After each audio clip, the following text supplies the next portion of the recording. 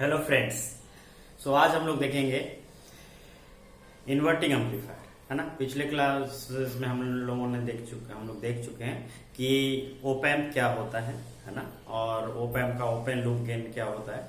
इस तरह आज हम लोग क्लोज लूप देखेंगे। निगेटिव फीडबैक देने के बाद इसका गेन कितना आता है ना। और इसमें पहला जो कॉन्फ़िगरेशन है वो है inverting amplifier. That is very important from the concept point of view. So we'll see first of all this inverting amplifier. Okay.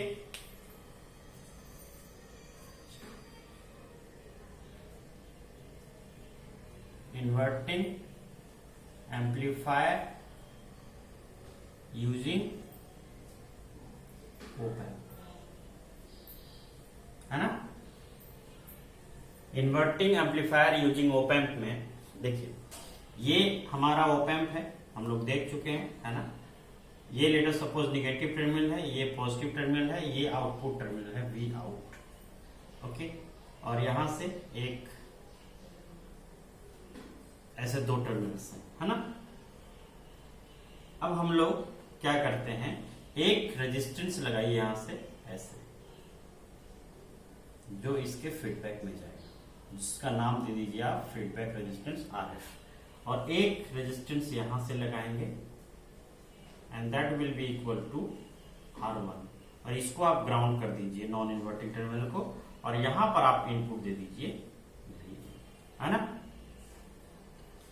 अब क्या है कि वर्चुअल ग्राउंड कॉन्सेप्ट से यहां का जो नॉन इन्वर्टिंग टर्मिनल का जो वोल्टेज होगा वही वोल्टेज यहां का भी होगा, क्योंकि यहां का वोल्टेज कितना है 0 वोल्ट। तो ये हम लोग मान लेते हैं कि ये नोड ए है, तो यहां पर भी कितना वोल्टेज हो जाएगा 0 वोल्ट। अब यहां पर इधर से तो करंट जाएगा नहीं कुछ, there is no any current through the input terminals of the op amp. मैं बता चुका हूं कि चूंकि ओप एम्प का इनपुट इंपीडेंस इनफाइनाइट होता है ideally, so there will be no any current through these terminals. Okay, इसका मतलब क्या है कि जो करंट इधर से फ्लो करेगा, है ना, जो करंट इधर से फ्लो करेगा वही सेम करंट इधर भी जाएगा। तो let us suppose this current is IF and this current is I, this current is I। Okay, so applying KCL at node A। इस नोड पर अगर हम लोग KCL अप्लाई करते हैं तो क्या होगा, this I will be equal to this IF। Okay, and और क्या कर सकते हैं हम लोग कि I को कैसे निकालेंगे, I जो होगा that will be equal to okay 0 minus V in upon R1। इसमें करंट कितना होगा, इसके थ्रू, इसके across voltage 0 minus V in upon R1, है ना।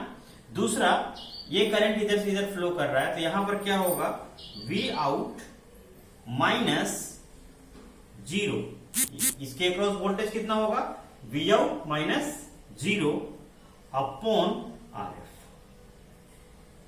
ओके, सो यहां से ये तो 0 है, यहां से अगर हम एक आगे चले तो क्या होगा, that will be minus V in upon R1 is equal to V out upon RF। यहां से आप क्या करिए, RF को इधर सेंड करिए, तो V out will be equal two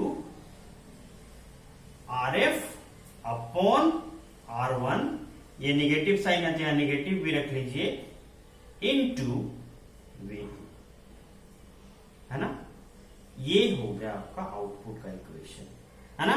means अगर कहीं भी अगर आपको ऐसा कॉन्फ़िगरेशन दिखता है जिसमें ये नॉन इन्वर्टिंग वाला ग्राउंडेड है और यहां पर फीडबैक रेजिस्टेंस RF है और यहां R1 है और इसके थ्रू कुछ इनपुट वोल्टेज दिया हुआ है, तो it will be equal to minus RF upon this R1 into V।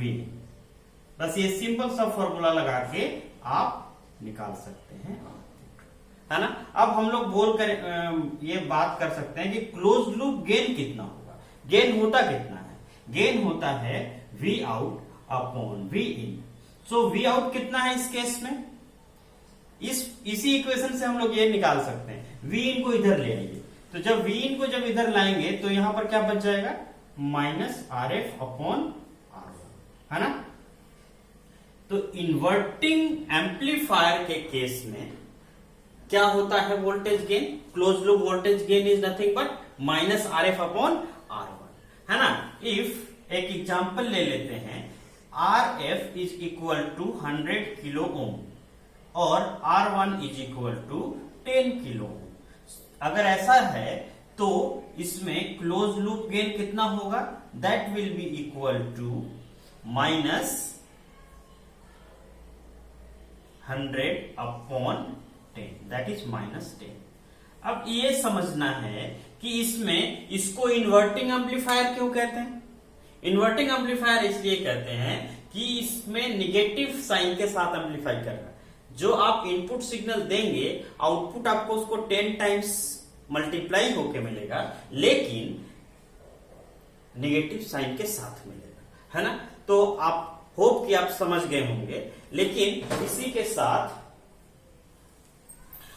हम लोग ये देखना चाहते हैं कि एक ग्राफ के थ्रू इसको हम लोग देखना चाहते हैं, है ना, कि ग्राफ के थ्रू अगर इसको हम लोग देखें तो कैसे पता चलेगा कि इनपुट सिग्नल कैसा है और आउटपुट सिग्नल कैसा है, और इसको इन्वर्टिंग एम्पलीफायर क्यों बोलते हैं, वो बहुत क्लियर हो जाएगा, है ना। तो इसी एग्जांपल के साथ जिसमें हम लोगों ने आरएफ को 100 किलो ओम लिया है और इसको 10 किलो ओम लिया है, इसी के लिए एक हम लोग ग्राफ बनाएंगे, है ना। इसके लिए एक ग्राफ बनाएंगे हम लोग, okay. And it will B, let us suppose जो हमारा वी इन है ना, वी इन थोड़ा ऊपर नीचे बनाए तो ज्यादा सही लगेगा, है ना। तो थोड़ा सा यहां बनाता हूं मैं इसको। ये वी इन है और ये वी आउट का ग्राफ बनाएंगे हम लोग, है ना। देखिए, तो वी इन का जो ग्राफ है, लेट अस सपोज कुछ ऐसा है, इधर टाइम है और इधर वोल्टेज है, वी इन, है ना। अब एक बात बताइए, ये V out, V out, V out क्या होगा? वी आउट अगर हम देखें इस वी इन के टर्म्स में, तो वी आउट का अगर हम क्या हो जाएगा? Minus R F into R one into V in. तो आर एफ कितना है? 100, okay, this is your 100 kilo ohm and this is your 10 kilo ohm, है ना। तो कितना हो जाएगा? That is 10K, okay. सो कितना हो जाएगा? 100 अपॉन 10 माइनस 10 वी इन, ये आएगा ना फॉर्मूला। इसी से हमको ये निकालना पड़ेगा। अब देखिए, यहां चूंकि माइनस है पहले से, तो जिस समय ये वी इन पॉजिटिव होगा उस समय वी आउट क्या होगा? वी आउट क्या होगा? निगेटिव, है ना। और निगेटिव में भी कितना होगा? 10 टाइम्स। माने ये आप देख रहे हैं, ये ऐसे एम्पलीफाई होगा, 10 टाइम्स एम्पलीफाई होगा। और ये जिस समय पॉजिटिव था, इस समय ये निगेटिव हो गया। ठीक उसी तरह से यहां, ठीक उसी तरह से यहां, जब ये निगेटिव है उस समय माइनस से मल्टीप्लाई होके ये पॉजिटिव हो जाएगा और ये फिर से ऐसे चलेगा। Are you getting my point, है ना। ऐसे इसमें हमने क्या देखा कि जब ये निगेटिव है तो ये पॉजिटिव, जब ये पॉजिटिव है तो ये निगेटिव, और ये जब फिर से निगेटिव है तो फिर से ये पॉजिटिव, है ना। तो इसका मतलब कि एम्पलीफाई तो कर रहा है, ये एम्पलीफायर एम्पलीफाई तो करेगा, लेकिन साथ ही साथ 180 डिग्री फेज शिफ्ट भी देगा, मतलब इन्वर्ट कर देगा सिग्नल को। जिस समय पॉजिटिव है उस समय नेगेटिव, जिस समय नेगेटिव है उस समय पॉजिटिव, है ना। होप कि आपको समझ में आया होगा, ओके। और नेक्स्ट क्लास में हम लोग देखेंगे नॉन इन्वर्टिंग एम्पलीफायर, है ना। एक ऐसा एम्पलीफायर जो एम्पलीफाई भी करेगा और इन्वर्ट भी नहीं करेगा। Okay, thank you for watching.